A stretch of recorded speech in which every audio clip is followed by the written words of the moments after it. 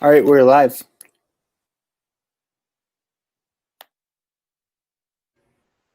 Recording.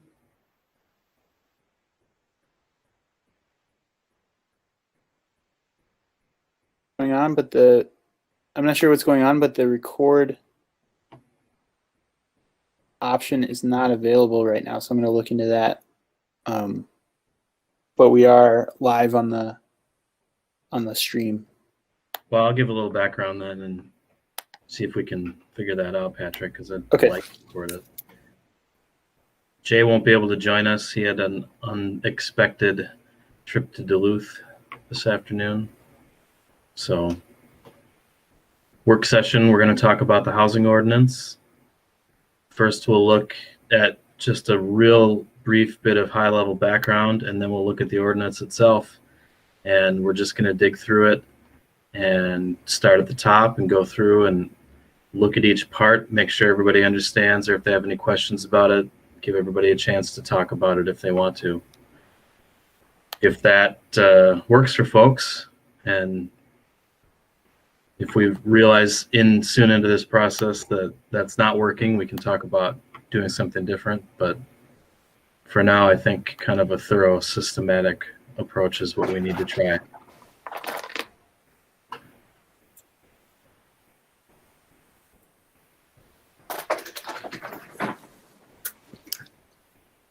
So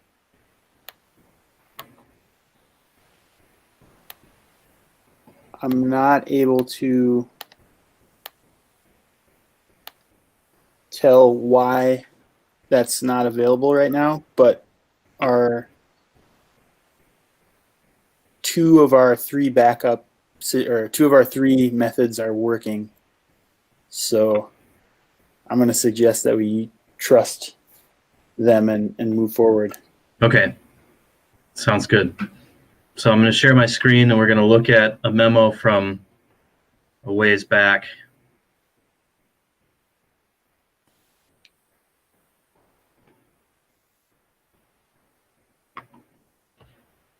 This is an excerpt. This was the basis of the Planning Commission's evaluation, and this is what the City Council was shown in July as well. And it starts with kind of a framing statement. What we're talking about is additional housing in Grand Marais and access to housing that all people can afford. That's not just affordable housing. That's just one part of it.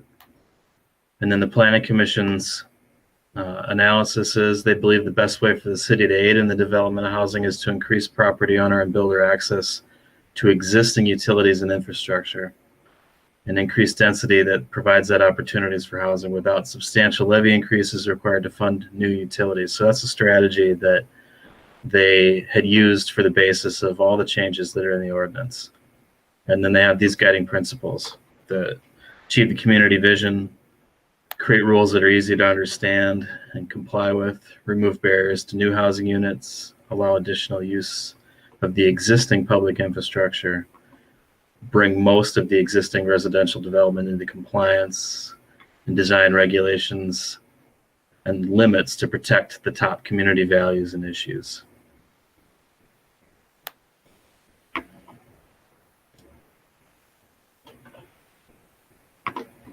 So that's what the Planning Commission used. That's what we looked at the council.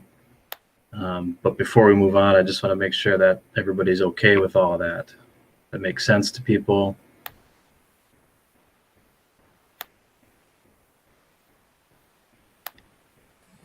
Can you show it one more time quickly, Mike? Yeah.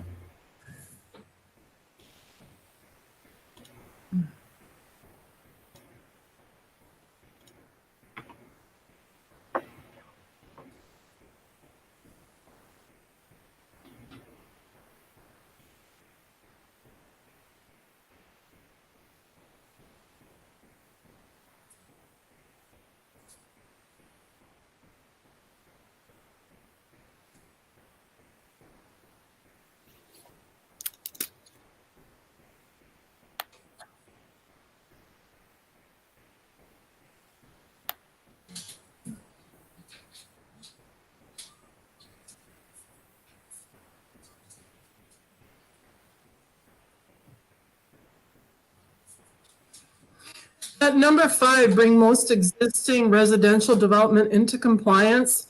Is that kind of hoping then that whatever we have out there is going to fit into this updated ordinance that we eventually have completed?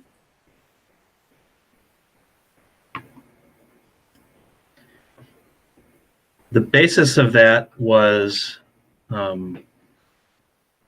when we did the data collection phase a year ago and created the maps that showed, well, how wide are our existing lots?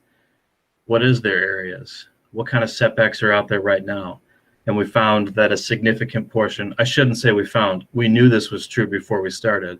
A significant portion of the housing that was developed in this community doesn't meet the current standards of the zoning ordinance. It was built before the zoning ordinance was ever enacted, and so there weren't those standards in place. That is an inconsistency that was something the Planning Commission hoped to deal with these new rules, that let's try to find a lot width or a lot area or setback rules that make sense based on existing development patterns in the community. And so that those existing development patterns would become compliant with current rules and not just legal non-conforming uses.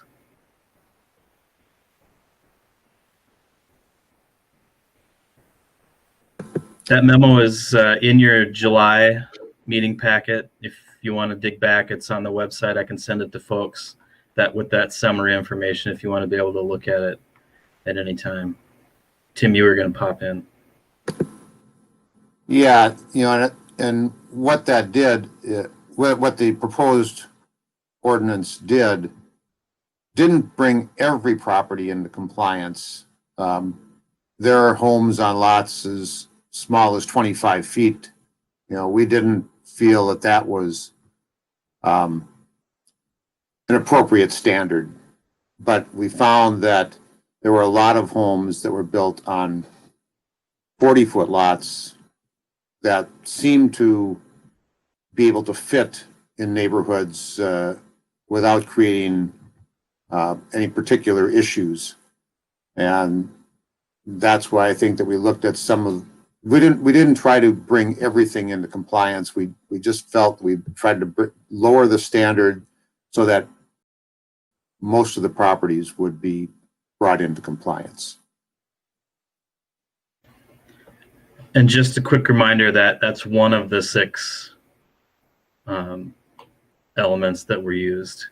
It wasn't the primary one, but it was part of the analysis that the Planning Commission used to come up with what the standards are in the ordinance. So when we all had a chance to look at the maps and the tables that included the numbers of lots that were a certain width or were in an area, 5 to 10,000 square feet or 10 to 15,000 square feet. If you just recall that, all those maps and tables are also still available. And if we want to look at them tonight, we can. If people want to have a chance to go back and review that data and see, well, how many lots are there that are 40 feet and 60 feet and 100 feet and such. And Jeff can show those to us, or Patrick, if we need to look at those. So unless somebody says, I want to look at them right now, let's jump into the ordinance. I'm going to share my screen again, which means I won't be able to see your faces. If somebody wants to pause me, just pipe in and I'll stop talking and you can ask a question, or I'll give a lot of opportunities as well for people to pipe in and ask questions or make comments.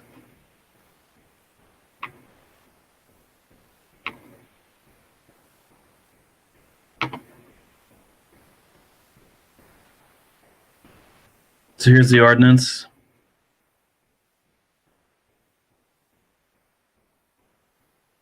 None of this really is changes. This is just the enabling language and such.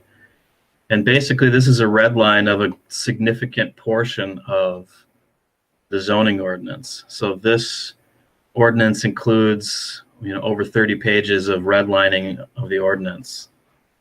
this section here is just the table of contents, and it kind of helps us understand some of the things that are going on. The R2 district and the R1 district are proposed to be combined. And so first of all, the R2 district is removed from the ordinance, and then the R1 district is renamed. Rather than calling this permanent residence, it's just residential district. Reorganizing then takes this resort commercial neighborhood, removes it, and brings it back up here right after the R1 residential district, just because they're both generally residential. They're next to each other in the ordinance. A new table is created with the new lot dimension standards for the residential districts.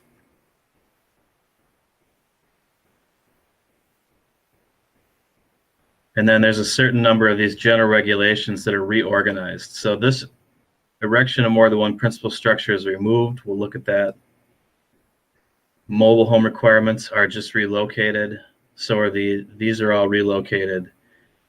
Some of them are also modified.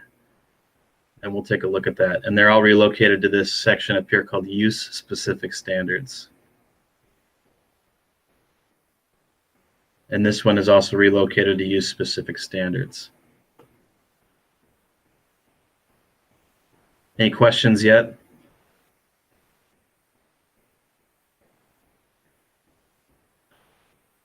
Into the definitions section, there were some concepts that were discussed and included by the Planning Commission that were not defined yet in our ordinance. We looked at them graphically. We have some of those images that we can look at tonight if people need to see them. We talked about places in town where they already exist, and we talked about how they might help us meet the goals that were established. So the first of those is the accessory dwelling unit.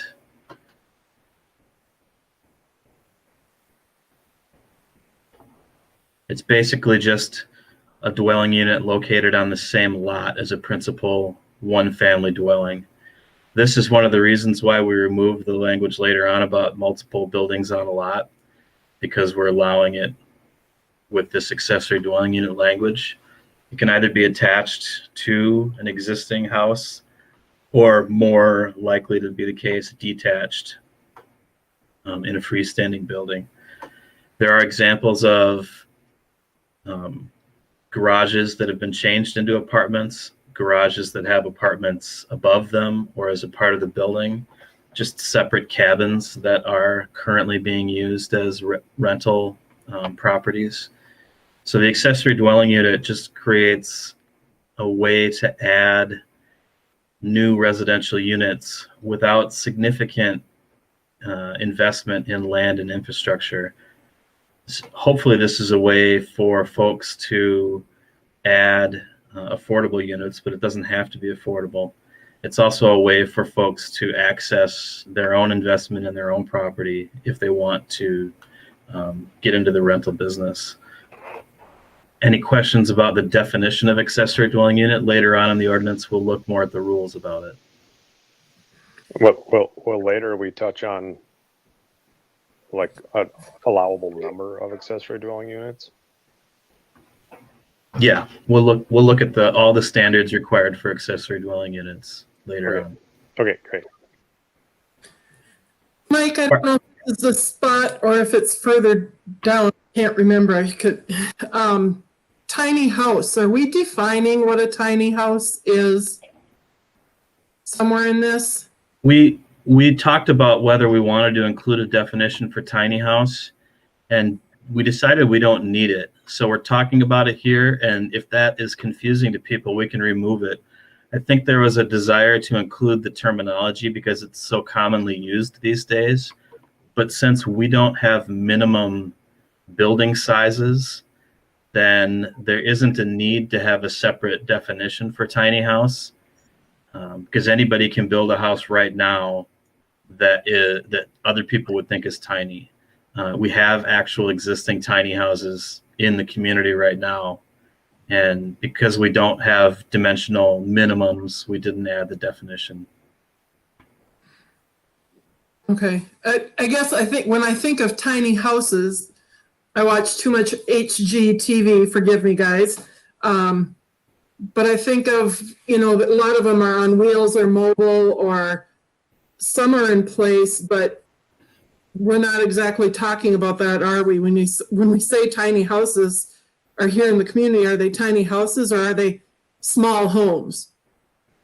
Yeah, that it gets very gray in the middle of that. What's a tiny house versus what's a small home? We require our houses to have some sort of foundation that they're attached to, and so even if it was something that was skidded in or rolled in, it ends up having some sort of permanence because it has a foundation. Then, whether or not it's a tiny home that's sized like a trailer you could tow with a small car, it's really not something that we've ever regulated. We don't care how small people build houses in this ordinance. With one section of language where we did talk about a minimum width for homes was in our manufactured homes only, and we've gotten rid of that because we don't think that it's helpful. We think it's a barrier. Now, I don't expect that a lot of folks are going to want a tiny house. Just the market's going to kind of dictate that that's not a super popular choice, but there are some people that have wanted to do it. And like I said, we've already got a couple in town. So this is, we don't define it that way. Apartment building is removed as a 3 or more dwelling units because there's a lot more definitions that cover that ground now that we'll look at a little bit below. Just a spelling error. Cottage courtyard development. This is probably the trickiest of the new types of homes in terms of understanding. I think this is the one that we've got the least super clear examples of in town right now, but there are some lots that I would say are probably considered a cottage courtyard development, and maybe this is a cluster now, we're saying, of 3 to 10 units. They're smaller, but what we talked about in the planning commission is, do we want to be more specific in the definition? Smaller doesn't say how big they are, but later on in the ordinance we have the specific rules about what the cottage courtyard development looks like, including how big the lot has to be, how much of the lot can be covered with building, how far apart the buildings need to be from each other and from the setback lines, how tall they can be, all those sorts of things, which we think kind of covered all the issues that needed to be covered. And we say they may consist of all these different types. Basically, that's true of any of these buildings. We don't have building code enforcement, and so we don't ever regulate the construction type of a building. Does anybody have any questions about cottage courtyard development?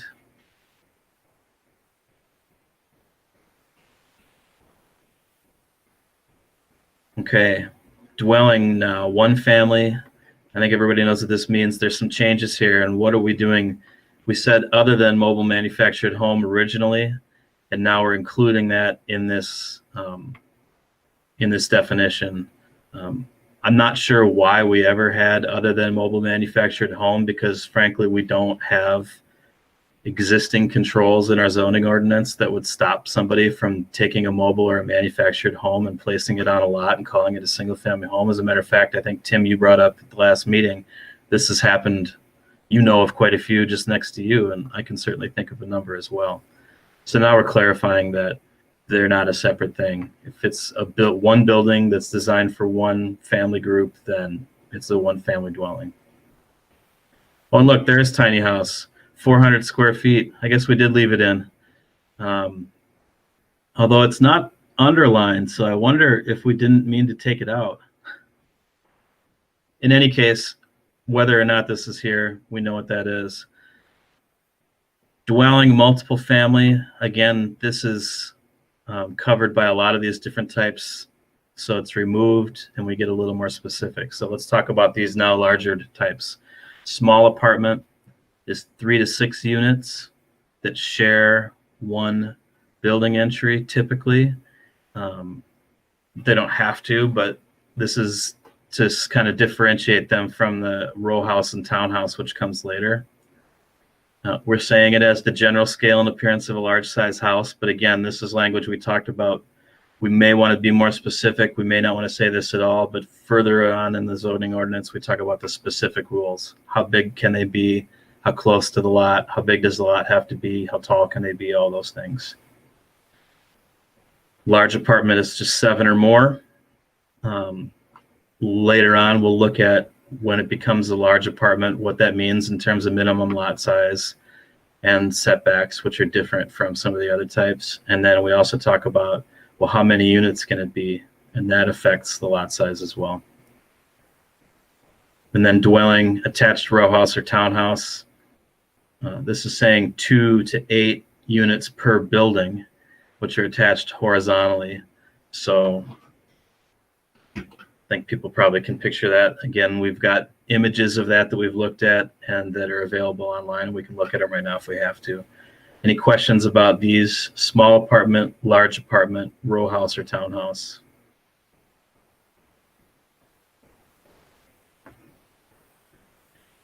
So now we talk about a manufactured home, and we get rid of mobile because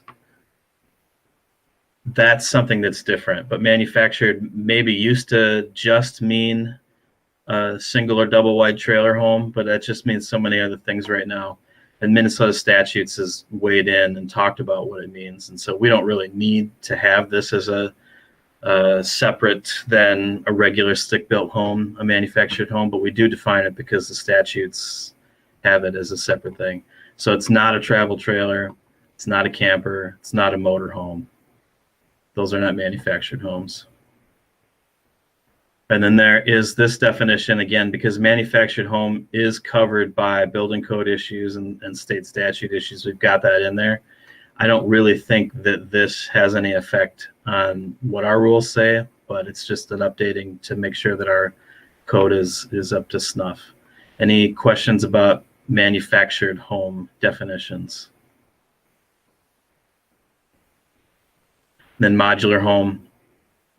This is similar to a manufactured home, but it's comes in pieces, and it's we've got some of these in town as well. Then we add a definition for the principal use, just because I think we didn't have it in there, or maybe we didn't like what we had. So now, again, we talked about this reorganizing, moving around of things. This is the same as what we saw in the table of contents, but it's just being repeated here in the ordinance.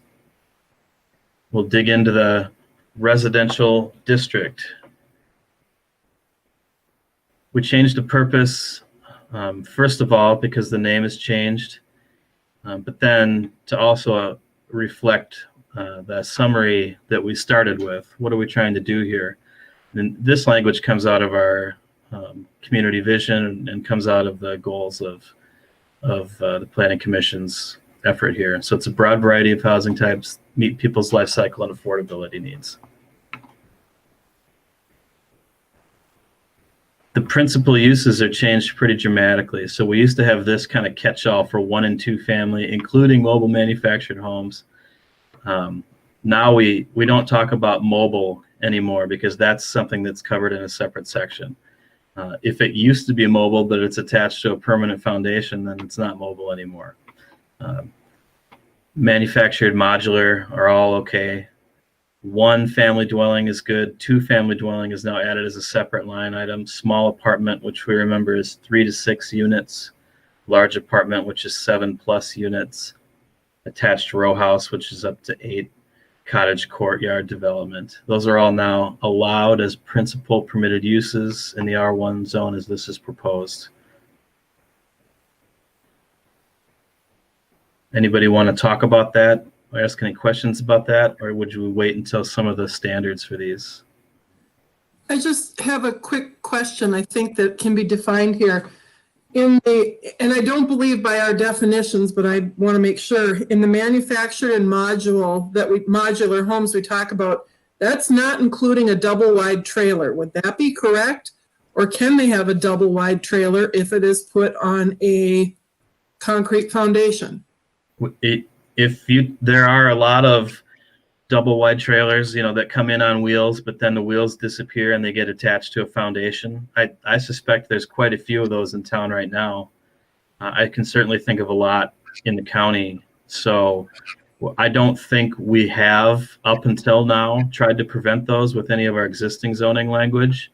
So when I read this, I don't think it would prevent somebody from doing that either. Like, that doesn't feel like new rule to me. I think that's an existing situation. And If I could piggyback on points out that. what I was talking about at the council meeting too. My house is a modular house, and the house across the street from me is a double wide manufactured home. That's different than a double wide trailer though, right? Oh, you muted, Tim. It depends on what you think it might be. That it's a manufactured home under current state regulations. Previously, it might have been thought as a double wide mobile home. And again, you could drive by and take a look at that. That home looks every bit as much like a stick-built home. It's on a permanent foundation.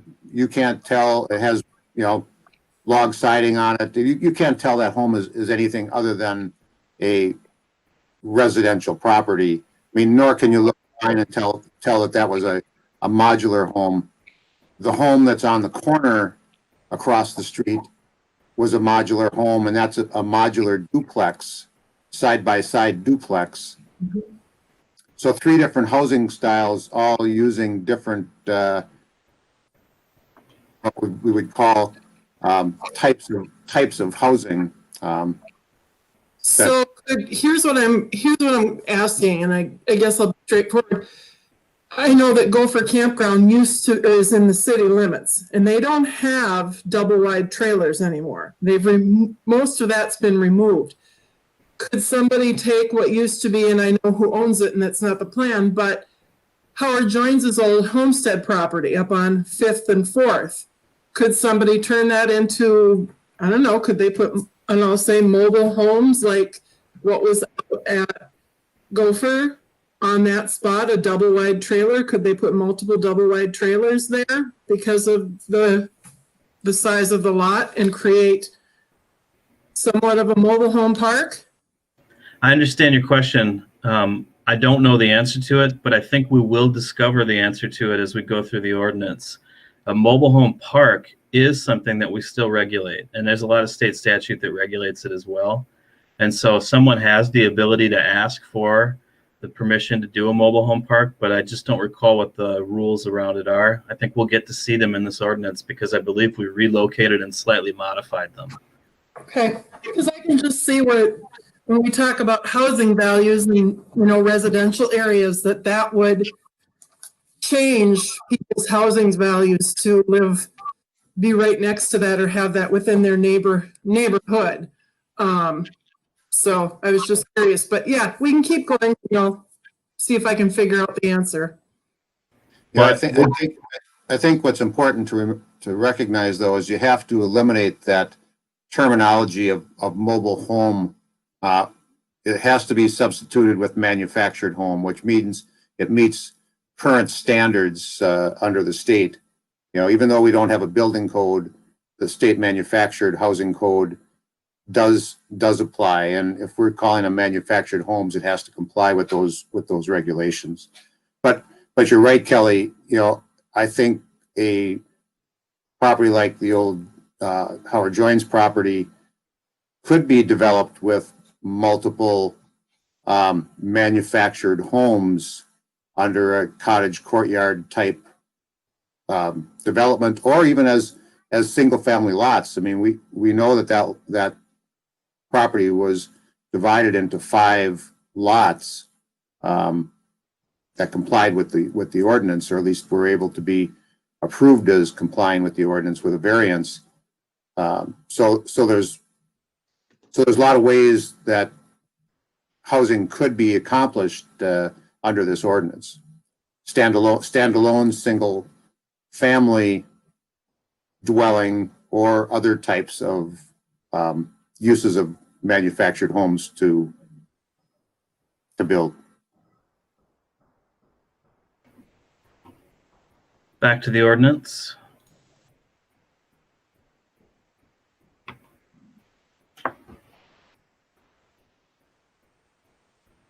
These are all now being proposed as permitted principal uses, meaning if someone comes down to City Hall with an application and all of the requirements that are included further on in the ordinance are met, then we grant them a permit to do these things. Yeah, and this is what I raised at the planning commission meeting and back to the council, is that I felt that those larger scale developments might be more appropriately handled as a conditional use allowance within the residential district rather than as an outright permitted use, just because of the potential scale and potential conflict with existing residential use in a particular neighborhood. And I think they could be handled on a site-by-site basis to better protect existing property owners, but also to make sure that the scale of a new development was appropriate to the particular location. Just keep that in mind as we go through this. And just to stick up for the rest of the planning commission, keep in mind that they all disagreed with Tim about that, each and every one of them. And he brought it up a couple of times for him to think about. So, we could also point out some existing large development in the city that does kind of fit into a single family home looking block. If you just think about Marais condos, for instance, I think that's probably the best example we've got of what's pretty much a large apartment building on a lot that is next to a lot of single family homes. And the other thing I'll say about it is our existing condition is that you can ask for a conditional use permit to do an apartment building in the residential R1 zone right now. That's been the case for decades, and it's been a long time since somebody's asked for one. So I'm not sure what to make of that, but just something to think about. Back to the ordinance. Oh, Kelly, go ahead. Well, I can see Tim's point. I think about, and granted, they've been there for a long time. The Grand Marais Apartments is, I believe, 4 times 4, 16 apartments within the city. And right below it then is Harborview. And I guess off the top of my head, I don't know how many they have there. But I can see, if I sold my house, I have 3 city lots. Somebody could put a nice size apartment building in here. And as a neighbor, I would want to have a say about what was happening, because everything else around my area here is all housing, with the exception of the courthouse a block away. So I can see the point of where do things fit in and maybe where don't they exactly fit in. And I think that's something to be considered. I know Hal comes out of a bigger town. I don't know where Michael comes from. If Stacy didn't have concerns, but I can see where Tim's thought of making some of those conditional use might benefit, because then at least people in the neighborhood would get to have a say, and I think it goes back to our, what we want to achieve for people and trying to keep their property values up. If I'm sitting next to, low-income housing, sometimes that doesn't add any value to my house. I'm sure it decreases it. So I can see where that might be appropriate in some areas of town. If I could just add to what was discussed with the conditional use permit. Today, anything other than 1 and 2 family housing requires a conditional use. And one of the issues was that the findings or the criteria, there's 4 of them in the code, and they're pretty general. you know, could be very subjective to a developer or property owner that's proposing something. So if you looked at those in the code, you know, one is conforms to the land use or comprehensive plan of the city. One of the things we identify is the city doesn't have a land use plan map, so that's a little challenging for that one. And then the other ones are, you know, compatibility with the existing neighborhood. And the other two, one's about, you know, normal orderly development, and one's about character and location, which we discussed as all, you know, today being really dependent on the character of single family homes. So that would potentially be really challenging for any other type of housing. So that's what we discussed is, you know, as far as barriers, conditional uses can put up a barrier to getting other types of housing. And that's the balance then that you get to weigh is how easy or difficult do you make some of these options to build versus how much protection do you want to afford potential concerns via the neighborhood. And that's always kind of a tension that you have to weigh which side you want to come out on. The conversation with the Planning Commission always comes back to the basis that this is housing is a problem that we've talked about as a problem for a very, very long time in this community. And if we're not willing to accept any change to the character of our neighborhoods, then we're not going to change the housing situation.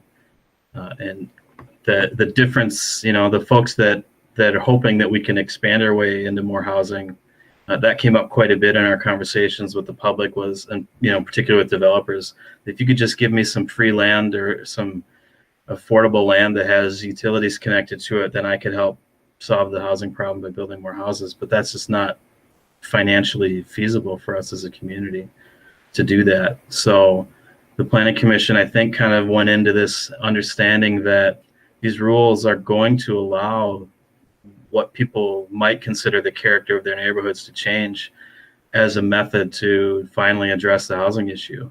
And that's not an easy or comfortable place to be, but that's kind of the back and forth that I think we're talking about this conditional use conversation to think about. So you can keep that in the back or front of your minds as we move on and look at some more of this.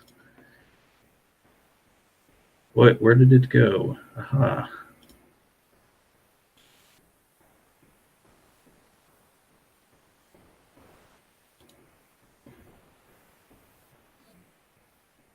I'm just wondering if anybody else had thoughts. I guess what I was hoping, and maybe I'm off base, is as we work through this, that people would share and talk about it, and we could change it or leave it as is in future sessions. But I was kind of hoping that as we move through this, we could kind of solidify some things or leave some things that in question, so that we don't keep coming back week after week and kind of starting over, but that we make, I don't know, that we gain some ground here by kind of coming to some decisions.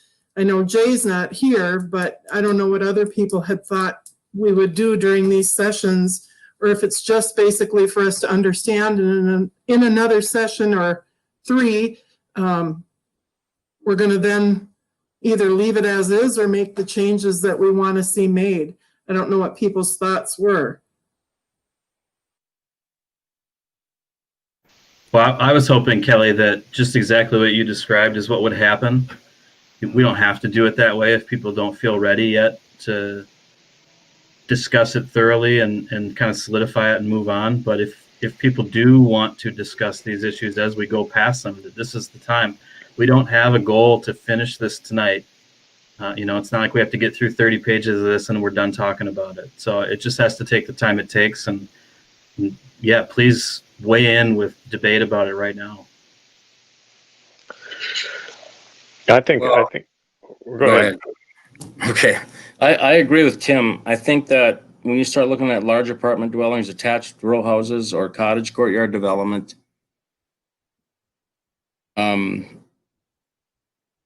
you know, there might be lots or areas in the community where stuff like that is going to look fine and not disrupt a neighborhood or a neighbor or an adjoining property. However, there might be places that might have enough land mass for something like this, but yet, you know, most of the neighborhood might be against it. So, I mean, I think at least a conditional use permit it doesn't say, you know, it doesn't set up a roadblock that no, this can't happen. But what it does is it sets up some type of framework where there's a discussion and at least something can be positively received. You know, what I don't want this zoning ordinance to do is to create a whole bunch of problems that we right now can't foresee, but may arise. And I don't want this to be a negative impact on current established residential houses. So, you know, having that type of language like Tim described, I think is something that we should look at when we start looking at larger scale developments that, you know, like 7 apartments, 8 apartments. And then again, we didn't get into the nuts and bolts of those 3 things too. What kind of lot size do they need for 8 row houses, for example? And what's the setback? Those types of things. So, I mean, that's another part of this discussion, but I think leaving some type of language in there, like Tim described, I think is, for me anyway, a good idea. And I'm not trying to make building harder within this community. I'm just trying to, I'm concerned about the aesthetic value also. That's important. And sometimes we forget about that just to cram a bunch of houses into a lot. And so I just kind of want that addressed.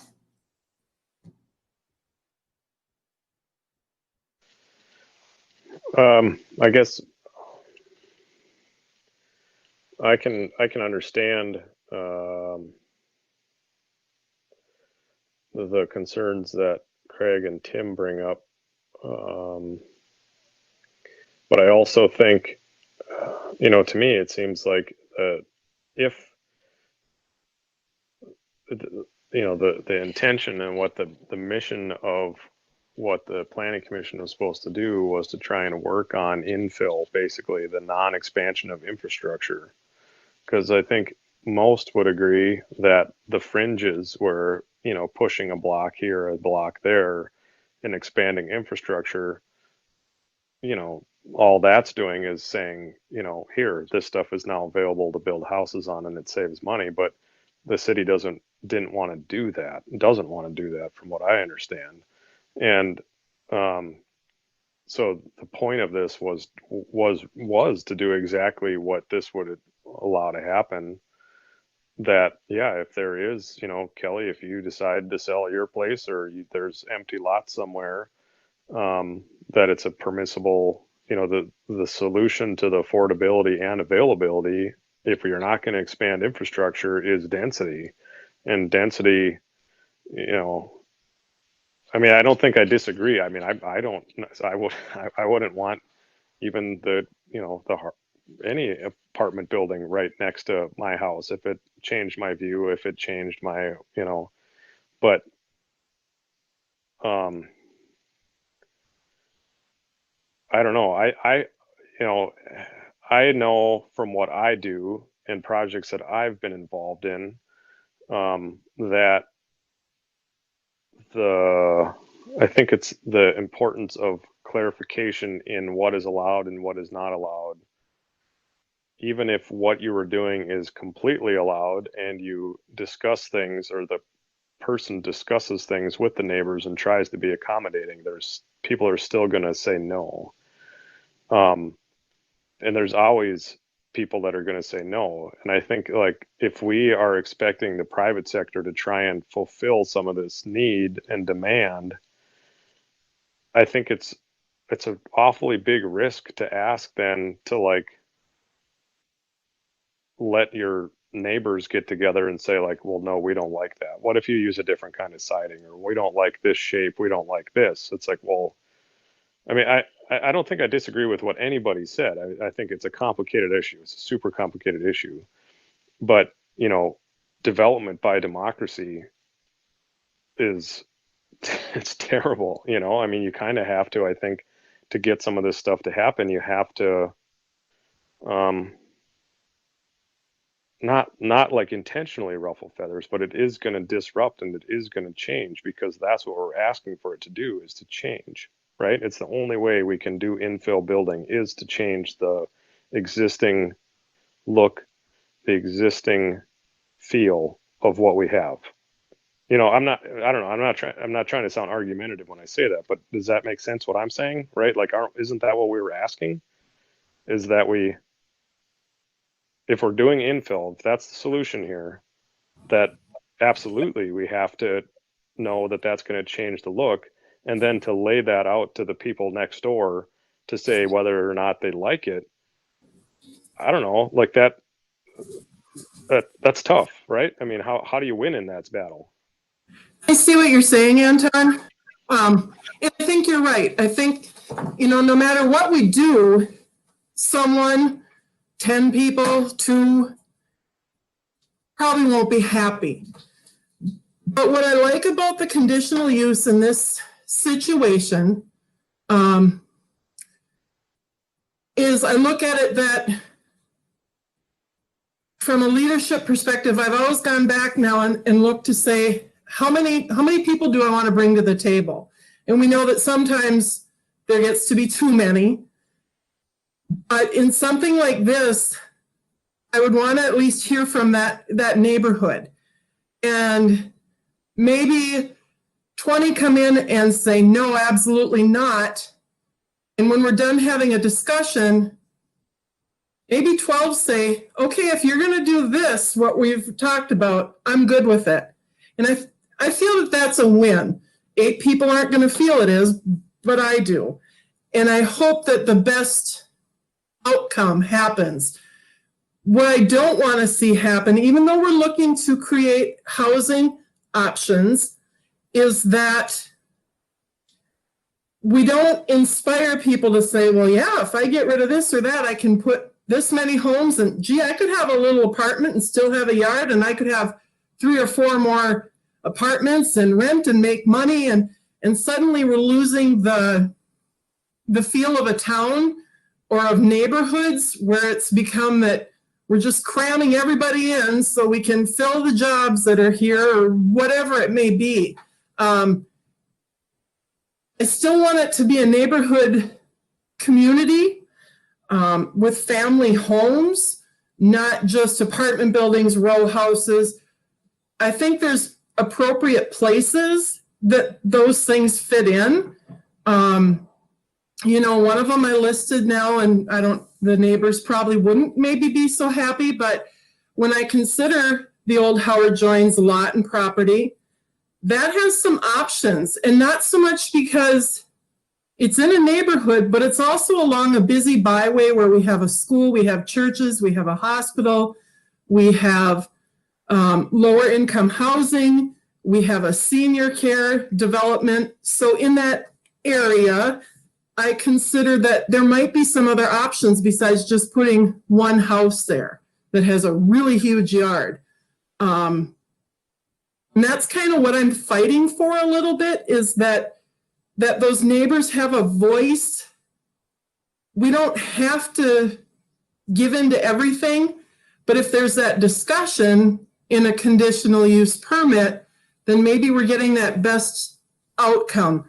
And if nobody shows up to fight for anything, then I take it as a, hey, yeah, go ahead. But I guess I would like to see that option there for the best possible outcome. And maybe I'm wrong, and maybe I'm dreaming. But again, there's always going to be naysayers, but they do bring something to the table. Those people have points to be made. And I always I try to find a way to hear what they're saying and see if we can't kind of meet halfway. Yeah, what you say, Kelly, you know, historically, we have the Grand Marais condominiums and the Birchwood apartments that both went through this kind of a process. I can tell you they weren't welcome developments because of the change they brought to the neighborhoods that they were put into. But I think we all know today that they are working in the neighborhoods that they are exist in. Making these large scale developments a conditional use, it doesn't mean that the neighbors can make that decision whether it is approved or not. That hard decision comes from the city council after weighing all the factors that get presented through a conditional use process, and some of it has to do with the scale.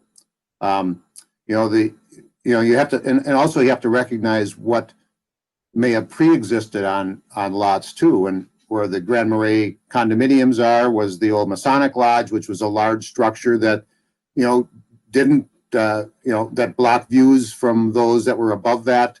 The Birchwood Apartments was an empty, vacant property, and largely that area was vacant other than the residential properties to the west, which are on again, a busy road next to a hospital and with other type of community type uses. So, I mean, I think my point gets to be is that I think it's appropriate in locations, but that we can't decide what locations they may be appropriate without having an understanding of what the scale of the project is and how it fits with the location that is being proposed at.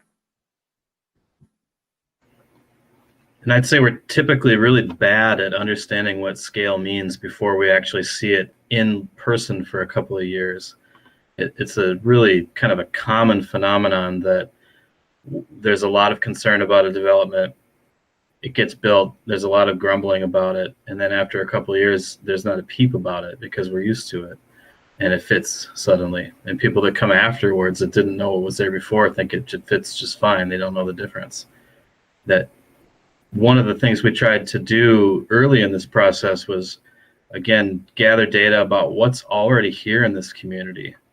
So most of these housing types that we're talking about, you could literally just pluck a piece that's 3 blocks away and plop it down in the spot we're talking about, and it would now be allowed. And why it's scary, for the folks that are 3 blocks away from where it currently is now is always an interesting phenomenon to just kind of consider. That the conditional use versus not conditional use, in my mind, gets to what Anton's talking about and how much risk are you asking somebody to take on. And most of the time, it ends up being a real chilling factor on new development. And the other side of it is what you're talking about. Well, some places this fits, some places it doesn't. Some places scale's right, some places it's not. What we tried to do with the ordinance is describe that in specific terms. So if we know that if it's a 7-unit apartment, we only want to see it on a piece of property that's such and such big, then we can write that in there, and that's the rule. And then there's no risk for a developer, and we're satisfied because we decided up front that that's the scale that makes sense to us as a community. So if conditional use is the path you want to move forward, just know that means it's more complicated and less likely to have some of those happen, but that you'll have maybe a better say to be a little more site specific with it. On the other hand, we could spend more time on the actual standards that we included in the ordinance until we're happy with them and we think that they make sense, regardless of where they end up. And maybe it's a good idea to look at some of those before you have to decide which one makes sense. I think that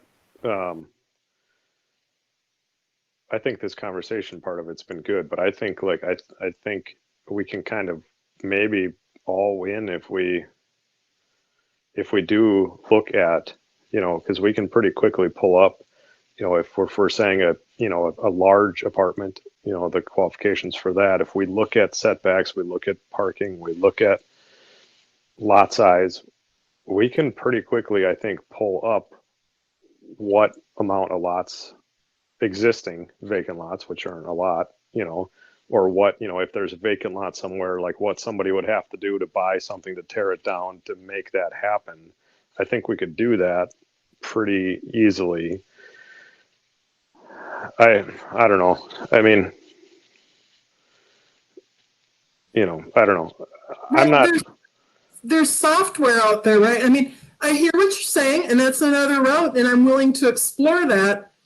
I think when we get ready to, and again, whatever we come up with, I'm still in the fact that I want to showcase it to the public, but then isn't there software out there? There has to be, that would show people, and I'm going to use it because it's vacant, Howard Joins' lot. I'm going to go back to that. And somebody wants to put a 10-unit apartment building there, and they're going to come and they're going to propose the size of it. Can't we take that lot then through software and we put this building on it and say to neighbors, say to the public, here's what this is going to look like. So people, because I'm visual, I've told everybody that, I'm very visual. And then people have the ability to look and see that. You know, if we're willing to get very specific about the sizes and limits and parking and all that, that's great. But then I think we should have a way that we can communicate that to the public for a little bit of ease. That's just, and I go back to that's being transparent with people so they have an understanding.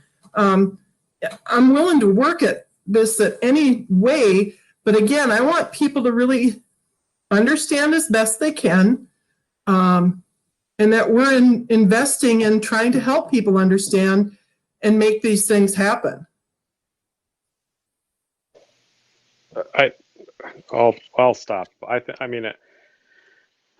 think the impacts that are going to have the most benefit for trying to create housing, I think, is the accessory dwelling unit and making sure that we have that dialed in. I think the idea of apartments, I think, is going to happen. But again, it has the potential of happening. But again, looking at land costs, looking at the actual return on investment for building a large apartment complex, I think it's important that we look at it, we understand it, we try and figure out the method in which we want to get to that. But I don't think that if we say all of a sudden we have this allowance to build a large scale apartment, by large scale, I mean, using our terminology of large, right? 7 or greater, 8, whatever it was. I still think it's going to be a pretty small amount of what the solutions come forward in this overall zoning change. I think a lot of these smaller changes that we're proposing and that have been proposed are going to be where the most dramatic change comes, because even if Howard's lot and you pick a handful of other lots that could sustain something that size happen, that's not going to solve the problem that we're trying to solve here, right? It's going to be these smaller scale things that normal people can fund, not I don't know. I don't even know how much it would cost to build an 8+ unit apartment building, and so that's, Anton, just think about the one roof housing development down in Lewiston. Yeah. What to put that, then those are quad units, and the ability to create housing needed a huge subsidy to make that happen. So the likelihood of seeing that is probably not that great, but I mean, I don't think we want to close the door to the possibility, but I think we need to be, cognizant of what the impacts might be to a particular neighborhood. And maybe we have a better understanding of this as we go through the standards and see what would be allowed under the terms of the ordinance, the way it's written right now. If there were modifications to the standards, maybe it would soften that need for a conditional use permit. But my feeling was that the standards, the way they're done, and I'm not suggesting necessarily that the standards should change, because I don't know that a developer can start to eat the costs of a higher, or of a lower density or larger lot area or those kind of things. I mean, a developer is looking at the financial side of this, and they need to maximize the ability to get a return, and everything with large scale development means you have to have more than rather than less to make it, make it worthwhile for a developer to want to do that. So maybe this is where we need to spend more of our time in conversation. Yeah, I'm good. I won't talk anymore about this part until we get into the details more. Great. So recognizing that we spent a lot of time on a good topic, but it's probably not something that's really going to be happening a lot, large apartments. We'll now move back to the ordinance.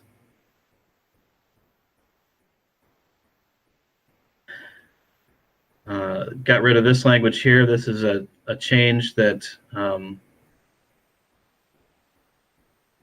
not sure if that's something that's important to talk about with people, but there used to be a rule that said schools and churches can be in residential zones, but they can't be within 50 feet of an abutting residential district. But that's not how any of them currently exist that are in the residential zones. Mike, actually, I think we left it in there. We just, since it's a setback standard, we just moved it into the setbacks area and out of the uses area. So I think it's still in there. Okay. I'm not advocating for it, but we didn't get rid of it. Right here. Yeah.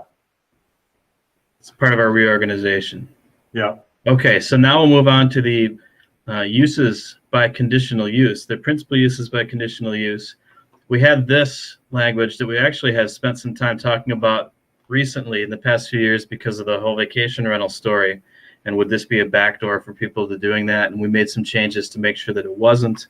But right now it's just strange language that doesn't really, it goes against the idea of clarity and easy to understand and comply with. There's this now, manufactured home park developments subject to the standards that we have later in our ordinance in the use specific standards. So Kelly, this is your original question. Could somebody take Howard Jones's lot and could they build a mobile home park there? And the answer is yes, by conditional use permit, if they can meet the use specific standards, which we'll get to later on. My suspicion is they can't on that lot, but we can look at it. And even if they could, it would be a conditional use. Home occupations is no longer a conditional. It's just been moved to a different section. It's not a principal use anymore. It's an accessory use. And then apartment, multiple dwelling, townhomes, all these things that used to be conditional are now up here in this list, as we've already talked about. And we've also then kind of split that up into different categories. Where this was difficult for us to use before is, what do we mean when we say townhouse and row house? What's the difference? And when people say condos, what does that mean? And now all that kind of red herring language is out, and we're more specific about what each of those things are. Planned unit developments then is still a conditional use permit. We didn't change anything about those requirements. What is Permitted accessory. Oh, pipe in. I had a question. What is a planned unit development? I thought that was broad.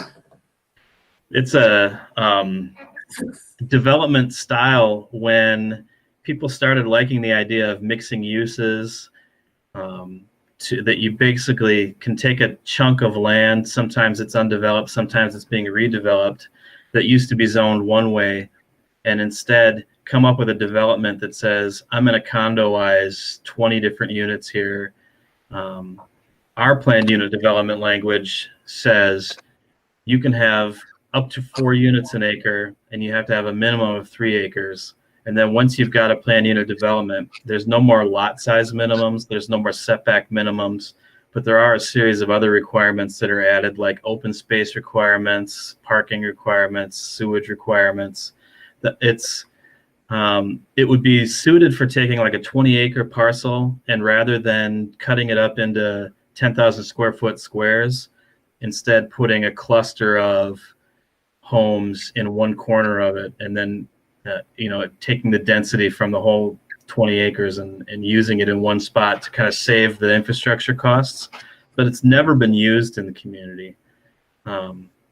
The only time anybody's ever talked about using it is in our extraterritorial jurisdiction where we have subdivision authority over, say, Crawfield Road, and somebody has an old resort of condo or of cabins on the lakeshore, and it's not big enough for them to divide them, but they want to sell them separately, and so they might use a planned unit development to cut them into a little chunk of that. You're just buying the land that's underneath that cabin, and then the rest is owned by some sort of common area. Mike, you left off the 50% open space requirement too. Yeah, our language is really designed to never be used, I'm pretty sure. As I say, so you can't put a nightclub in on a planned unit development? You can mix up the uses as well. Since it's a conditional use, I think you could probably be a little more creative with the types of things that go in it. But again, it's generally designed to be a multiple housing development on a piece of property where it's hard to just cut it into 10,000 foot squares, and you want to do it a different way. And as the infill development, it would be challenging because 3 acres is bigger than your typical block. So it's big scale. It happened in the city. It's happened in the county on a number of occasions with the breakup of old resorts where they take and create the overall density of development that might be allowed under the ordinance, but they compact that into a specific area, and the rest of it is set aside as common space or open space that is part of a dedication and can't be developed in the future. So, I mean, it's pretty unlikely to happen in the city. Somebody could do it, but more likely now with the language that we're talking about, that courtyard development or even manufactured home park or the apartment buildings would take the place of something that would be called a planned unit development. Pretty unlikely to happen. Hasn't happened to this point, 40 years. And we're not talking about changing any of it. So that's probably more important to this conversation. Jump back into permitted accessory uses. Accessory buildings and accessory dwelling units are permitted accessory uses. So they have to be accessory, meaning there has to be one of these principal uses already on the property. And then there's also some rules later on that talk about how we treat them differently, because we treat accessory buildings and accessory dwelling units different than we treat the principal uses here in terms of how big they need to be, how close they can be to the setbacks and such. And we'll look at that. And then home occupation is a conditional accessory use. So it used to be a conditional use, but now our conditional uses are only these principal conditional uses and then accessory conditional use. So this is just a reorganization, and we're going to repeat the same reorganization in all the zones that we end up touching in this ordinance. Any questions about permitted and conditional accessory uses? Probably best to dig into that a little bit later.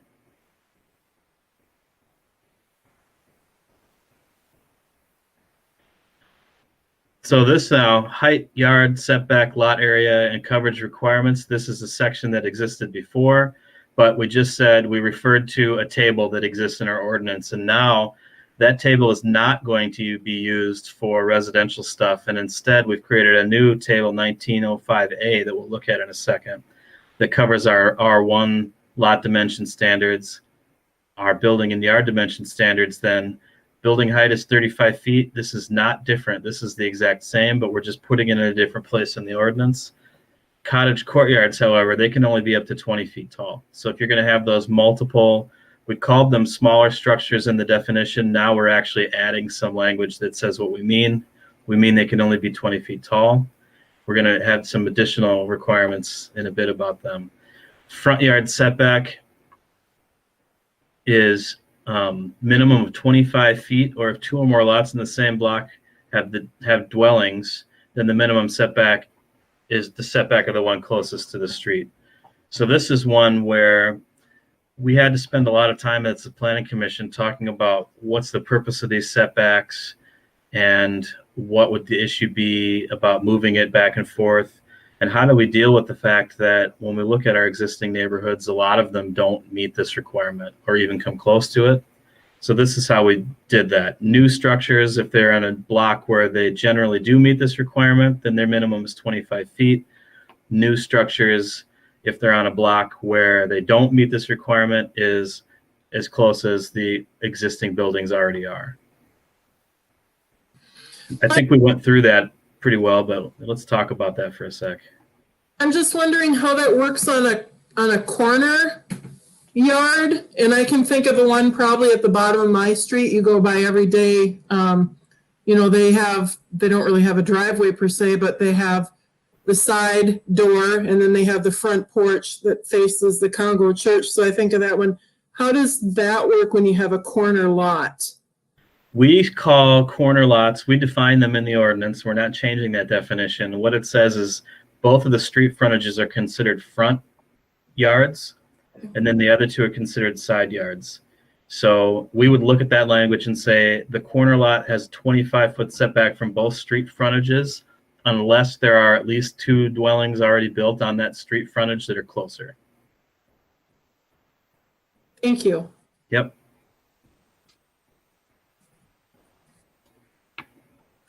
Side yard setback.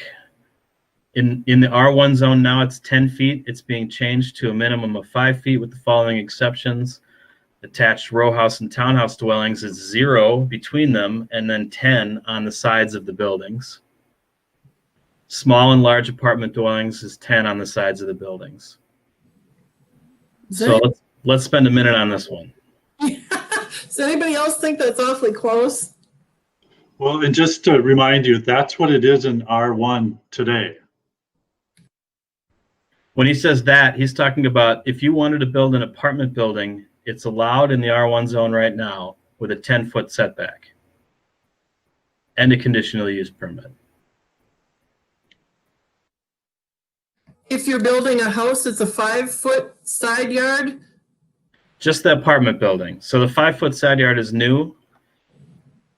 But again, when we look at our existing development patterns, particularly when the lots get smaller, the setbacks are rarely 10 feet. So when we're talking about infill development, this is a reflection of the need to allow some more flexibility on a 40-foot lot. We still think people are going to build a building that makes sense on a lot just because you're going to lay it out the way you need to. One of the conversations about side yard setbacks at the Planning Commission too was, are there other purposes other than just, staying out of your neighbor's business? And there are. You might need that side yard setback to access the rear yard if there's not an alleyway, for instance. You also might need it to maintain the structure. So like I can't put a ladder up on a 30-foot house if it's 5 feet from my lot line, for instance. So there are certain circumstances where if you built a building that was actually that close, it's going to be difficult to maintain it.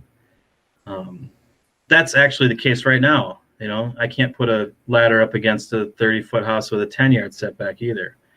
And if you need to access the back of the lot for construction purposes or to use for parking or for any other purpose, you're probably going to leave that amount of space that you'll need to get a driveway back there, or you'll get an alley built, or there already be an alley built. So there was some conversation about, do we want to have this setback related to whether there's an alley constructed on a block? But I think we just kind of disregarded that and moved on with the idea that 5-foot minimum, but it's not a requirement that you build a house 5 feet from the lot. And most of the time we don't expect people to do that. So the change is from 10 feet to 5 feet for 1-family homes, 2-family homes. And I guess for cottage courtyard houses, because there's a minimum 10 feet between those units. But the rest of the housing types we didn't change from 10 feet. Not that that's the right number, but that's what it is today. Wasn't that some of it where people had, I'm trying to remember exactly where people had issue. Was that one of them in some of our letters and feedback that we got? Remember? I don't recall that there was much of a concern about the 5-foot setback. There might have been a comment or two, but I don't think it was a very strong message that we received at the Planning Commission. And when I talk about trying to discern what the purpose of the setback is, I think what we discovered was these numbers are fairly arbitrary as they exist right now. I mean, if you wanted to go back and say, why is it 10 feet? You'd have to make up a story. There isn't an obvious reason. So, 5 feet, 10 feet, we have to pick a number that we're comfortable with. And I'm sure there are people that are not comfortable with 5. I'm sure there are people that are not comfortable with 10. That's something for folks to think about. So if we want to talk about it right now, great. Otherwise, we can move on. Think about it, a 40-foot lot, and if you built a 24-foot wide house that only leaves 16 feet, it doesn't give you 10 feet on either side. And with the conditions that Mike is talking about, maintenance access, just access in general, one of the things that hasn't been talked about was, just the slope of land too, and some of the challenges that presents. You might not be able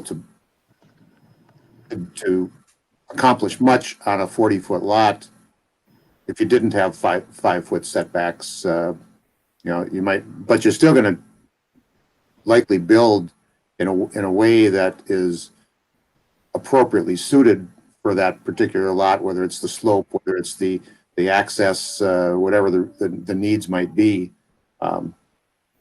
Yeah.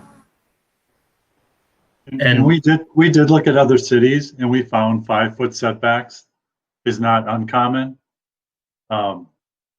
So it's not that we're pushing it hard to get to that number. It's just that, like Mike said, in some cases it's kind of random. I mean, the city probably has had those side yard setbacks for years and never looked at them and changed them, like you did until now. So there is precedent for it. And this is also where we look at the existing housing, and I can find you dozens of homes that are at 0 lot line setbacks in the town right now. So I live in one. yeah. Are we going to require people then to have surveys so things are done correctly? That's not in the ordinance. And I'll tell you what our practice is now. When folks tell us that they're going to be awfully close to a property line, and 5 feet's not what I would consider awfully close, but within a foot or two, and they have a pretty good idea of where the property line is, then, and we think we do as well, we don't necessarily ask them to do a survey. But there have been times where people are proposing to build right on a property line, and it's not clear to folks where that is, and then we do ask that they have a survey. But for the most part, we have not required surveys for people to build. In our existing neighborhoods,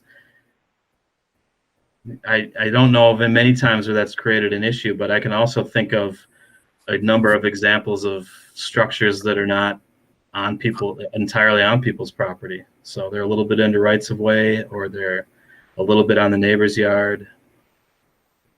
So since we're looking at this to build something going forward, 5 years, 10 years, hopefully somebody looks at it again sooner than we look from where it's been. But, I just looked back, and we had two respected realtors that had questions about this. And if we're going to reduce to this 5, what is the purpose? If it's increasing density.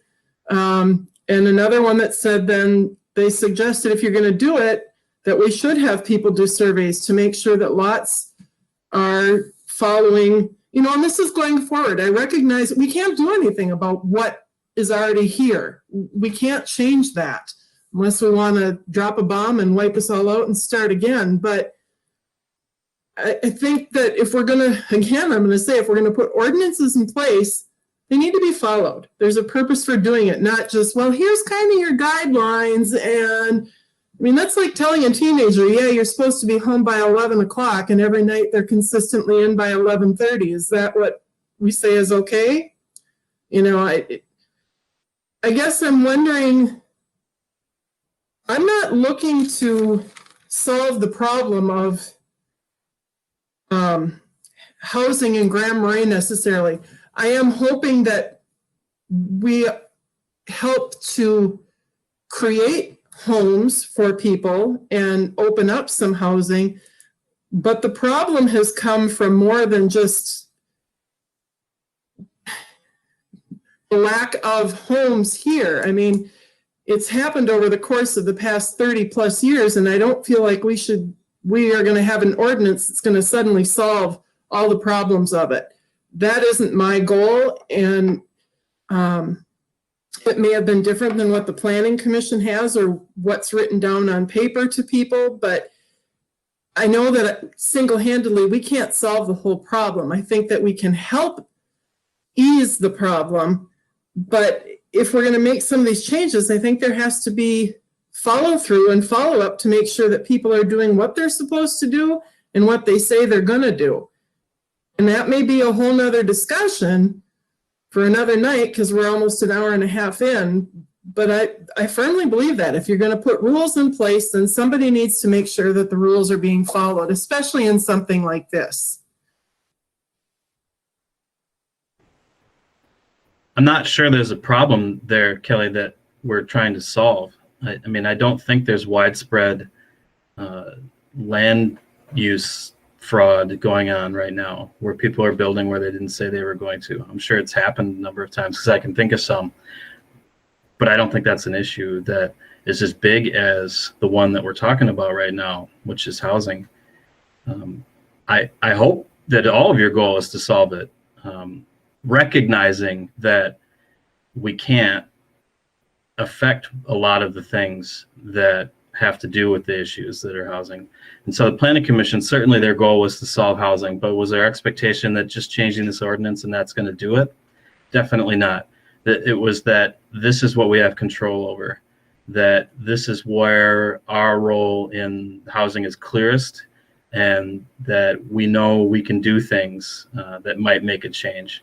So that, you know, I don't think you have to think this is it, like we're going to make this ordinance passed and the housing is going to be good for all time. But let's keep our standards high at least, and try to. We put a lot of effort into this, and I think because we were hearing from you that this is a big problem that you want us to try and solve. It is a big problem, and I'm not saying that nobody has worked hard at it. I just recognize that this isn't going to solve the problem. And if I come out and tell people that, yeah, we're going to create this and it's going to solve the problem, then I'm lying, because I think it's going to ease, and we're working very hard to try to address the problem of it, doing what we can as a city council, as a planning and zoning commission. But I don't think it's going to solve the problem, and I don't want to treat it as such or tell people that. But I do want to work at opening things up as much as we can, where people feel comfortable in their neighborhoods. You know, like I said, I'm not saying there's a big problem right now with housing and development, because there hasn't been that much. But I am saying that as we're defining these setbacks, we've had 2 realtors that are asking questions about it, and how are we going to ensure that this is happening going forward? And that's what we're trying to do, is put an ordinance in place going forward. You know, Kelly, I don't think that the ordinance by itself solves the problem, but what it does by changing the ordinance, it removes some of the barriers that stand in the way for developers or property owners to build housing, just because of the challenges that the current ordinance pose. And so I think we need to clearly make some changes to the ordinance to open up opportunities to create more affordable options for people that want to build homes or live in the city.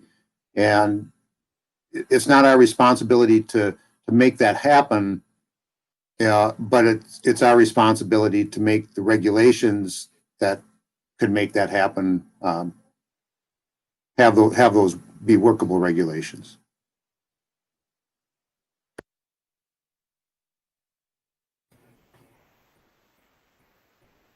Let's back to the ordinance for a second.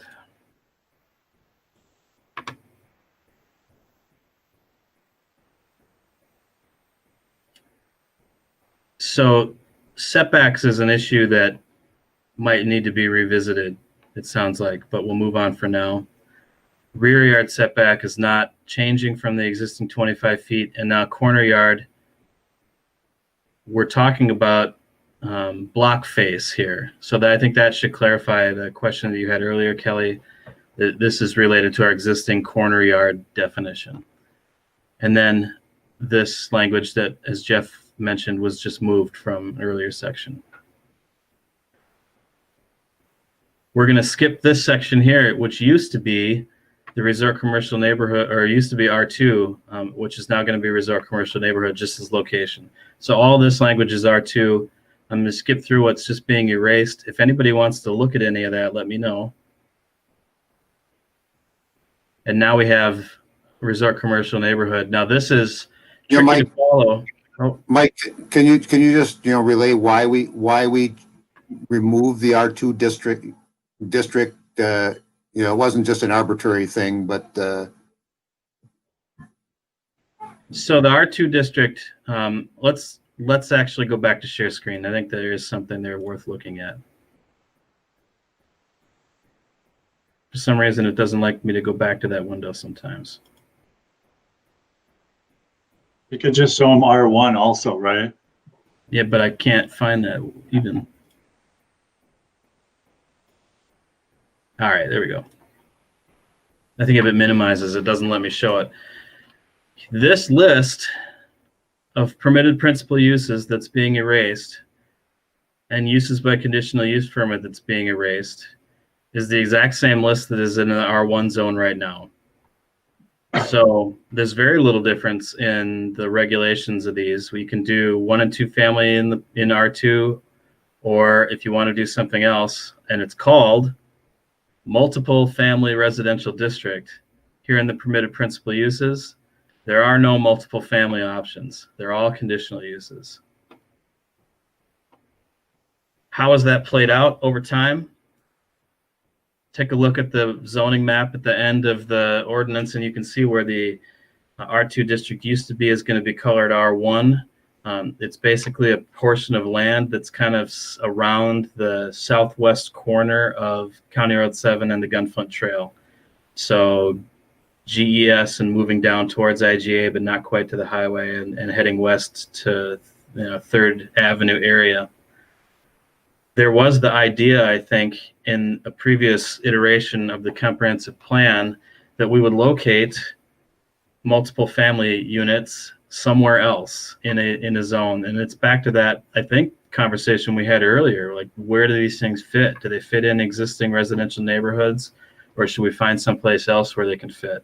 And the answer was, let's find someplace else. We created the R2 zone.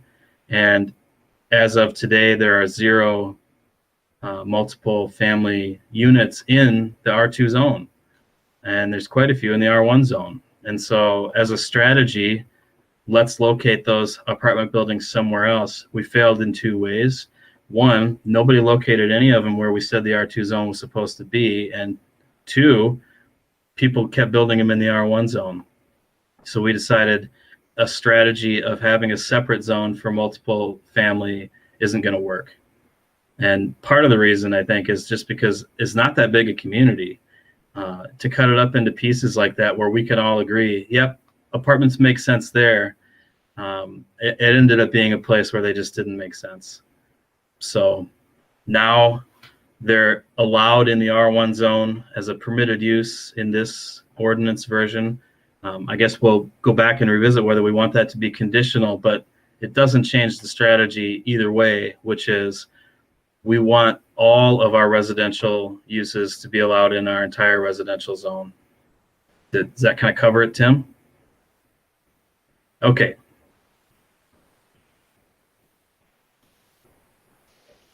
Hey, can I ask a quick question? Yeah. Do we have an end time on this? Yep, we're going to be done by 7. Okay. And before we're done, we're going to talk a little bit about what we liked about what happened tonight and how we're going to move forward. So we'll probably spend another 10, 15 minutes on this, and then we're going to debrief. Okay.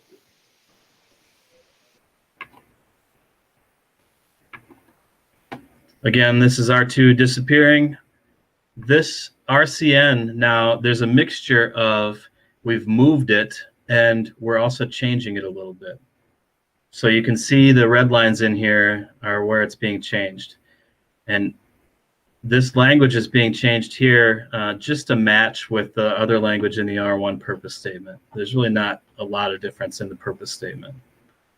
The permitted principal uses is again changing to match the style that we used in the R1 zone. So where it used to just say 1 and 2 family dwellings, now we include everything that we included in the R1 zone where it used to say 1 and 2 family dwellings. Uses by conditional. This list is very similar. Right now we allow lodging in that zone by conditional use and bed and breakfasts. Manufactured home park is allowed as a conditional use here now because it's also allowed as a conditional use in the residential zone. Government building is a current conditional use in that zone. We took this language and moved it to the lower in the ordinance like we did in the R1 zone. Home occupations, we relocated as well. Self-service laundromats and car washes. We removed car washes, so that's an actual change.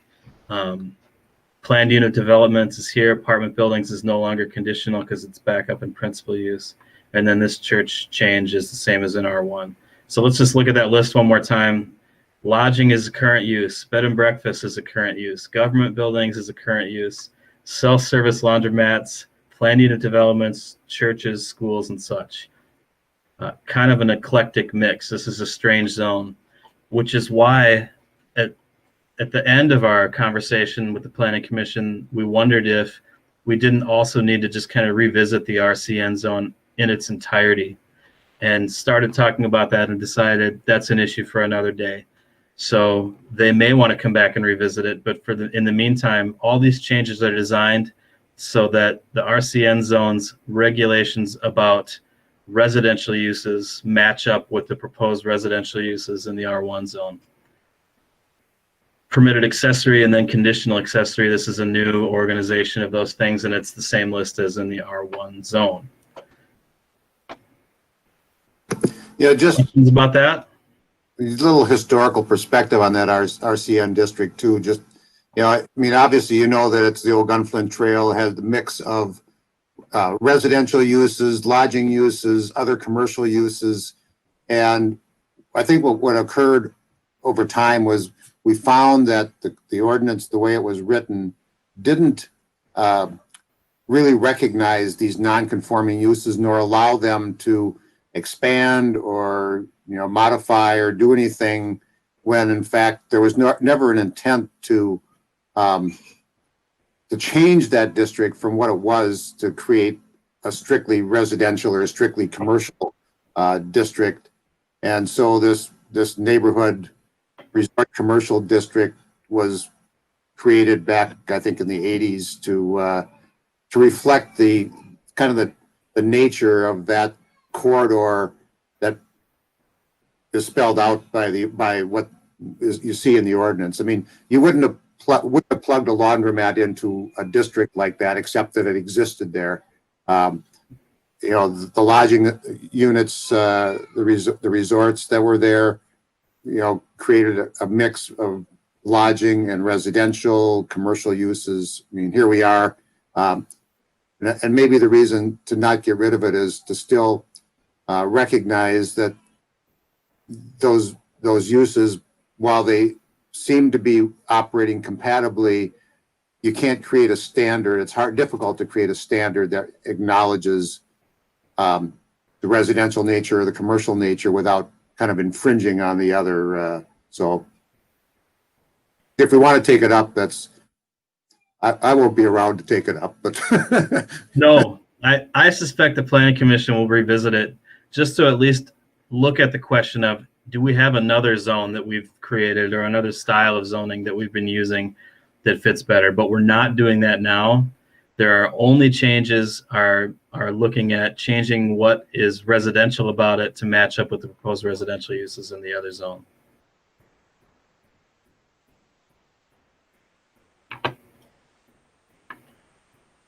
The setbacks here are written in as the exact same as what's in the R1 zone.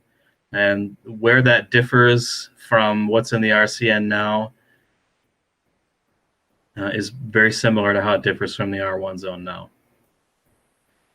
So moving on now, we have a new table that summarizes, I think, some of the key things that we need to talk about. So we'll look at it, we'll talk about some of these numbers, and then I think we'll be good for tonight. This is for R1 and RCN.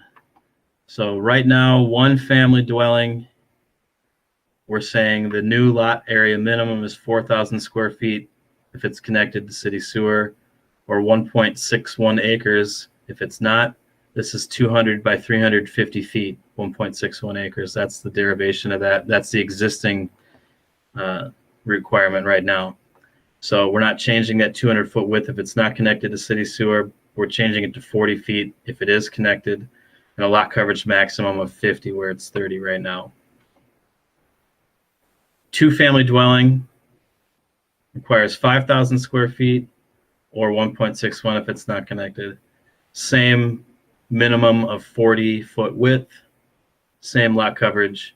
And really this is saying right now we don't have a difference between one and two family in our ordinances, but we might want a little bit more room for a two family than we got on a one. Small apartment dwelling is 5,000 or 1,250 per unit, whichever is greater. So if you've got 3 units, it's 5,000. If you've got 4 units, it's 5,000. If you got 5 units, now you need more than 5,000. And if you got 6 units, even a little bit more. It has to be 50 feet wide instead of 40 to fit one of these buildings. And again, same 50-foot lot coverage. A large apartment dwelling now, similar to the small, there's a minimum plus per unit. So it's 10,000 minimum or 1,000 per unit, whichever is greater. So 7, 8, 9, 10 units all fit on a 10,000 square foot at least. And then as you add more units, you need to add more square footage. This is similar to what is in our existing ordinance now, which says 10,000 for 2 units and then 2,000 for each unit after that. You need a minimum of 75-foot width and again, a 50-foot lot coverage. Row house, up to 8 units, we're saying has to be 2,400 per unit, at least 18 feet wide per unit, and maximum of 50-foot coverage. That the way that a row house would be constructed, I think it would be difficult to have 18 on anything other than the interior units, because we're also requiring, remember, that setback, that it has to be further away from the side of the other lots next to it. Cottage courtyard development, 3 to 10 units, needs to be 10,000 square feet and at least 100 feet wide. Manufactured home park, at least 10,000 square feet and 100 feet wide. There's also other requirements on both of those things. And then all other uses at least 10,000 square feet and 75 feet wide. Something to think about, something the Planning Commission talked a little bit about, and maybe we got into a little bit at the council as well. Most of our existing lots right now, which is what most of these connected to city sewer is referring to, are more than 100 feet deep. So if it's 40 feet wide, it's probably going to be 5,000 square feet because it'll be at least 127 feet deep. Same thing down here. If it's 75 feet wide, it's probably going to be at least 10,000 square feet. And this is kind of our existing lot size minimums right now. But a cottage courtyard at 100 is most likely going to be quite a bit bigger than 10,000. Same with the manufactured park, minimum of 3 units. All right, so let's stop looking at that for a minute and talk about it. That's the guts of the change that, Anton talked a little bit about the accessory dwelling units being where he expects to see a lot of the effect of this ordinance. And I think the other place where we expect to see a lot of the effect of it is in reducing the minimum lot sizes and width requirements. So, questions, comments? One question is, was the diagram that showed the illustrations of the various types of uses, housing types, shared with the council? I know the planning commission received that, but I guess I don't remember if it was shared with the council also. Everything the planning commission received has been shared with the council, but just in case you want to take another peek at it, I bet Jeff could pull it up for us.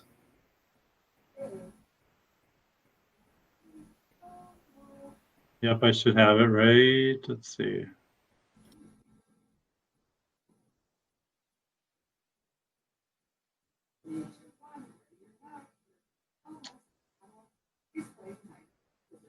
Do I have to have permission to share my screen, or how do I do that?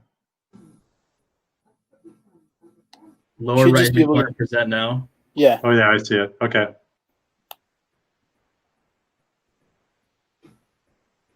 I usually select a window and then click on the one. Can you see that? Yes. Yeah, so this is the one-page summary or flyer of, the changes that are recommended in that, multi-page ordinance that we're looking at. So it's supposed to be the kind of the cheat sheet for what's being recommended. And then at the bottom, there's these illustrations. I think one might be missing. I think there's actually a fifth one, but yeah, so this is showing if somebody was going to propose to build one of these housing types, like an ADU, how they might fit. So it could be attached, could be, oops, I need the hand. There we go. Could be attached, could be a separate unit, could be part of a garage. This is an apartment. The intent is that the building height is still 35 feet, which is max, that's the rule today for single family houses as well. So, if this looks like it's higher than 35 feet, it's not allowed without a variance.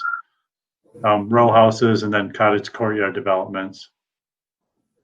And we use those dimensions to come up with these illustrations.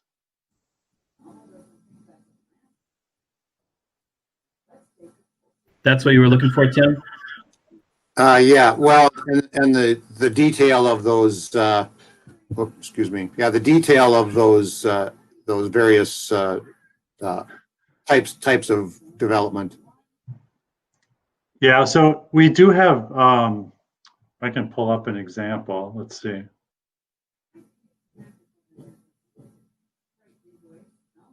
Oh, these are clean. I mean, we have larger versions of those. So let's see.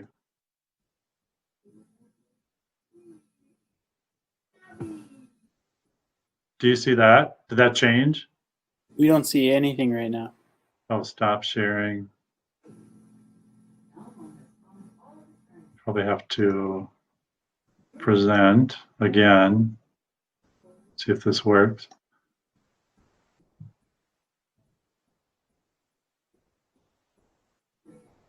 Did that change? Yes. Yeah. Yep, that's it. Yeah, so we have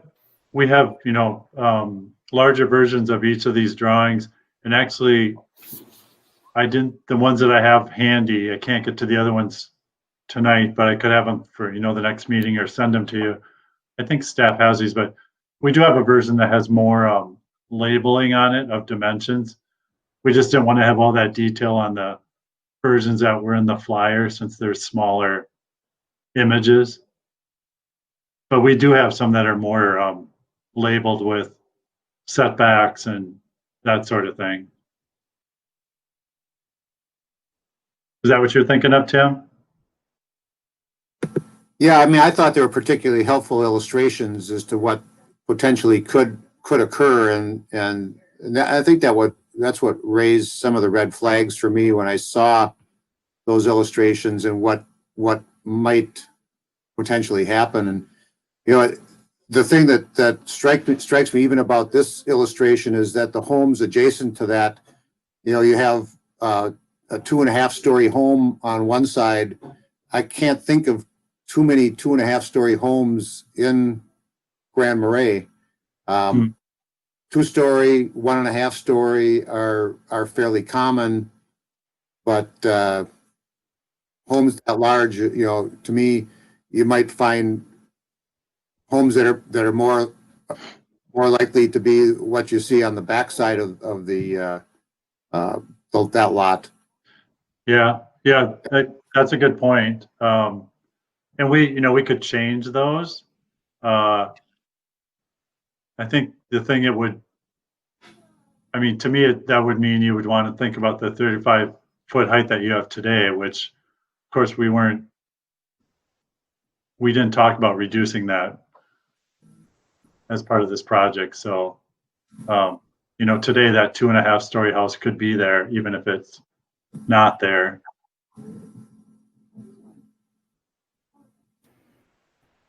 Yeah, I just thought break.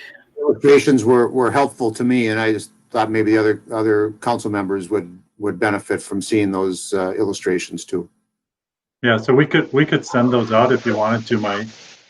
Yeah, I believe we've had them available to look at, and we can just resend it to everybody if you want to take a look at them. Can I ask a question, Jeff? Is it hard for you to just do like a street elevation view? I mean, looking at it from the sky, like I can see that's a good perspective, but it would be interesting to me to see, most of our lots, I mean, that's obviously not true, but I'd say most of our lots run up the avenues, right? Is that maybe a consensus? A vast majority, there's fewer streets that face the streets, the east-west, most go north-south, right up the avenues. And that being said, all of our avenues go uphill. Over by the dental office is probably this least steep and the closest to flat. I know that's the way I'd always take my bike back home when I'd have to get back from downtown. But looking at it from a street perspective, having I understand what you're saying about heights on, just on a standard house too. But if you now have whether it's an apartment or a row house or townhomes that are 2, 3, 4 wide, what your elevation difference is going to be by the time you get from the north side of that property to the south side of that property will be quite vast. And I think, not saying you have to mess with your elevations on being able to see a street view image of that, but being able to see that from the street view versus the kind of the side look sky view, could maybe get some perspective too, just on what that means. Right, look at the Grand Marais. What are the apartments by Johnson's? I don't know what those gray ones. The condos. Yeah, the condos, right? They're into the hillside on the north side of the building, and they're 10 feet out of the ground by the time you get to the lake side of them. I think the short answer is we probably can do that. I'd have to look to see if we can reflect the elevation specifically of, the State Street and Grand Marais, but I think we probably could.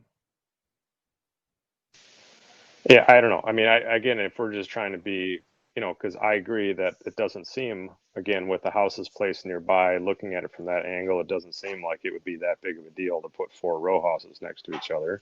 But I think if we're trying to be open and honest on what's going to be allowed, having, this is a local, right?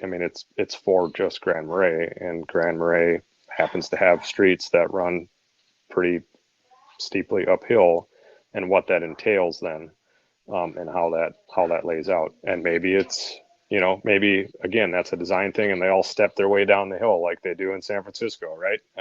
And you can make it work that way. But because again, it's if the lot is, you know, 20 or feet higher from on one south side to north side, you're going with the median height, right, of what the overall height could be. So you'd say that there'd be an average of 10 feet when you're trying to do what your height is on that. Am I right thinking about that? Especially if it's flat roof, then it's a terminus at the flat roof. But if it's pitched, then it's different. I think it's, hold that thought. Hold I that think it's thought, measured. everybody. Well, it's measured on the low side. That's why the Grand Marais apartments are 35 feet on the north side and they're over 4.5 stories on the south side because the lot tapered down. The last planning commission conversation was trying to address the comment we received about height regulations that suggested that they weren't clear, and they're pretty clear. It's very precise how you're supposed to do the measurement, and it ends up with the phenomenon that you're describing, which is when you average the area on the ground that's covered by the building and you average the peak height of the building, you can get the Grand Marais condos, where you get a very tall wall on the downhill side of a large building. So that's not being proposed to be changed. That's the same. And you know, if we were going to draw a picture of what's currently allowed, that might be just as disturbing to some folks as some of these things that we're talking about drawing. It's 6:54. We're going to be done at 7. Jeff's going to leave momentarily. He has another meeting to go to. And so Thank you much for your help, Jeff, and we'll probably talk again. But before we go, I just want to make sure this is what you had in mind. As it seemed like this is what folks wanted and what we needed to do was just go through this thing with a fine-tooth comb and make sure that we all had a shared understanding of what it was saying, that we had a chance to talk about where some of these ideas came from and what some of your concerns about them are.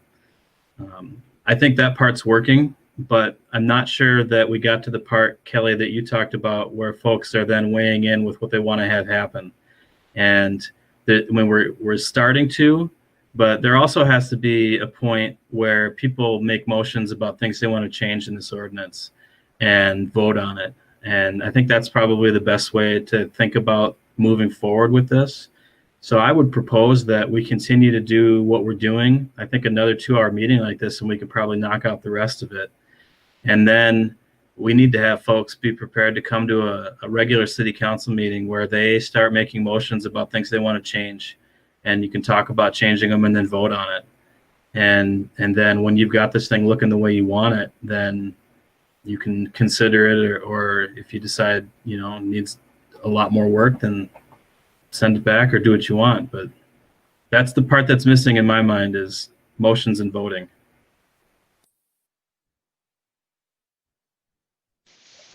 I thought it was helpful. It was helpful for me because I think like no matter what ends up getting pushed through, we at least need to be able to having these conversations amongst ourselves to be able to defend it or explain it, I think is going to be key if it's going to be a good document.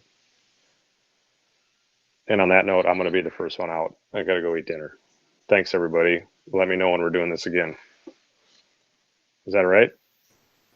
Yeah, we don't have a time scheduled, so and I think we'll talk about that at your meeting next week, scheduling the next one. So it won't be before your next council meeting. Okay. It'll be sometime in November, and then we'll take it from there. Great. Anybody Thanks, else want to everybody. add any more feedback before we all part ways for the evening? Great. Well, this seemed productive to me. So thanks for your willingness to dig in on this, and we'll keep at it. Good night, everybody. All right. Thank Good you, night, all. everyone. Thanks. Good night. Thank you.